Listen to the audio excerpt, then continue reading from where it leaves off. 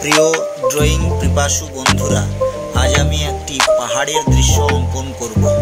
তো সঙ্গে থাকো, দেখতে থাকো। প্রথমে দিগন্ত রেখাটাকে টেনে নিলাম। দিগন্ত রেখাটা সোজা করে টানতে হবে। তারপরে আমরা কিছু দূরের ঝোপঝাড় আঁকতে থাকবো। দেখো কিভাবে আঁকা হচ্ছে।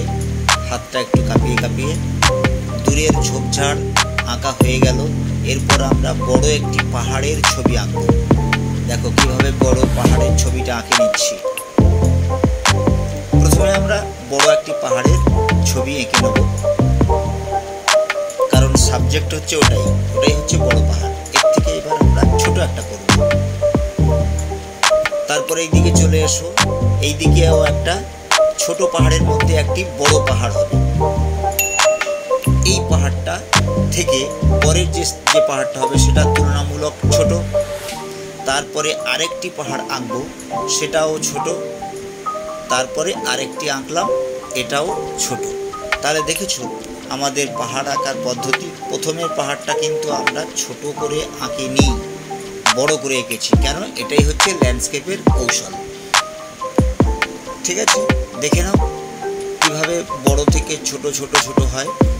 এটা হচ্ছে আমাদের ডিপ লাইট একটা টাচ দিচ্ছি। এইখানে হচ্ছে সূর্য লাইট এখানে বেশি পড়বে, আর এই দিকটা কম পড়বে। এই দিকে গাঢ় অংশ দেখাবে, আর এই দিকে লাইট পড়লে যেটা চকচক করে সেটাই দেখাবে। তো তোমরা স্টেপ বাই স্টেপ দেখো, তাহলে বুঝতে পারবে। এবার দেখো আমরা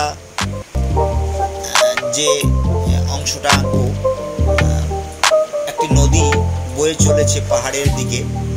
তো আমরা আঁকা বাঁকা হয়ে অনেক দূর অবধি চলে গেছে, চোখ যায় না এত দূর নদীটা বয়ে চলেছে, সেটাই আমরা আঁকছি। দেখো নদীটা পাহাড়ের দিকে বয়ে চলেছে। এখানে একটু ডবল দাগ টেনে দিতে হবে, কারণ পাড়টা বোঝানোর জন্য। দূরের দিকে একটু সরু হবে, আর সামনের দিকটা একটু চওড়া হবে। তো আমাদের নদী আঁকা হয়ে গেল।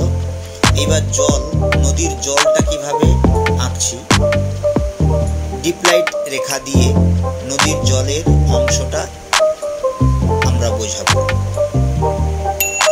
দৃশ্যটা খুব মনোরম। তোমরা আঁকলে তোমাদেরও ভীষণ ভালো লাগবে। দেখো কত সহজে ডিপ লাইট রেখাটা দিয়েছি।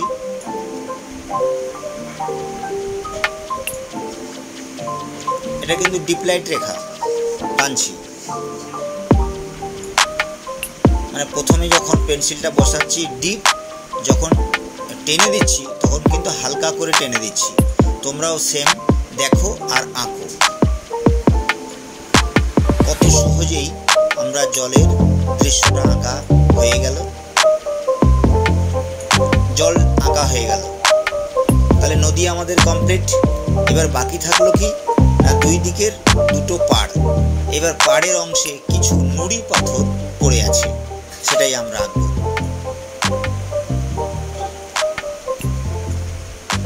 দেখো এই নুড়ি পাথরগুলো কত সহজে আঁকা যায়।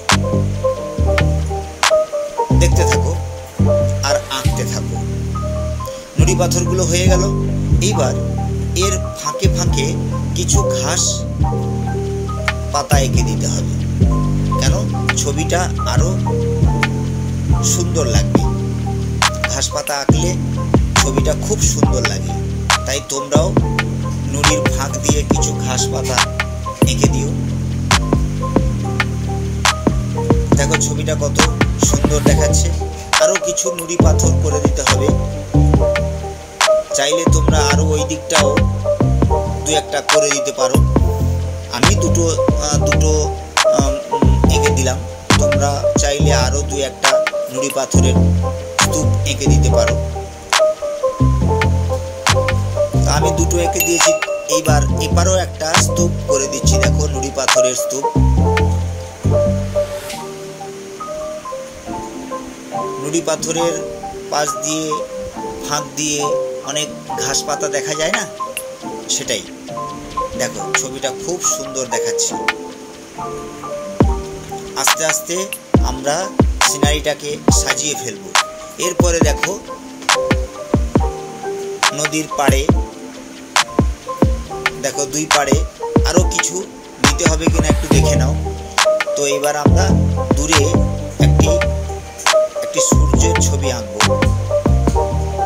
একটু ভালো করে বিবেচনা করতে হবে পাহাড়ের উপরে সূর্যটা কেমন ভাবে হবে, কত ছোট হবে কি কত বড় হবে সেটা বিবেচনা করে এঁকে নিলাম। এবার সূর্যের রশ্মিটা আঁকবো। দেখো একটা বড় রেখা হবে, তারপরে একটা ছোট, তারপরে একটা বড়, তারপরে একটা ছোট, তারপরে একটা ছোট, তারপরে একটা বড়। এই রকম ভাবে কিন্তু আমরা রশ্মির রেখাগুলো টানবো।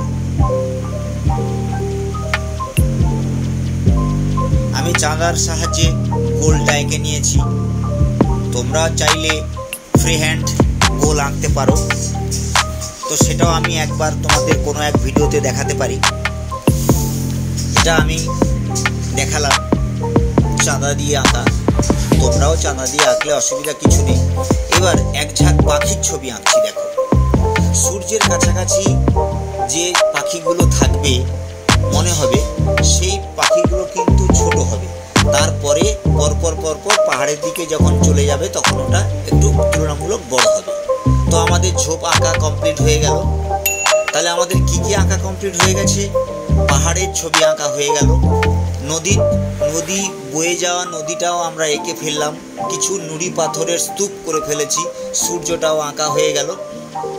এবার পাহাড়ের নিচে কিছু ঝোপ ঝাড় আছে সেইগুলোকে একটু প্রমিনেন্ট করে দিচ্ছি বা ফিনিশিং টাচ দিয়ে দিচ্ছি।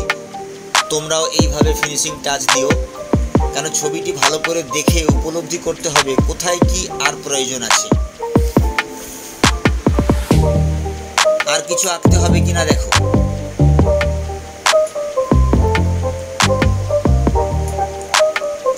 একটু ডিপ লাইট করে একটু উজ্জ্বল করে দিতে হবে। এবার আরও কিছু পাড়ে ঘাস পাতা আঁকতে হবে, তাই আমি কিছু ঘাসের ছোট্ট ছোট্ট রেখা টেনে আমরা ঘাসের ছবিটা সুন্দরভাবে দেখাচ্ছি। দেখো কিভাবে টানগুলো দিচ্ছি, খুব ছোট ছোট করে রেখা টানছি যেন ঘাসের ছবি হয়ে গেল। আরও কিছু ঘাসের ছবি চাইলে তোমরাও দিতে পারো, তো তোমরা দিয়ে দিও দুই পাড়ে। আমি ছবিতে রং করেছি, তোমরা একটু দেখে নিও।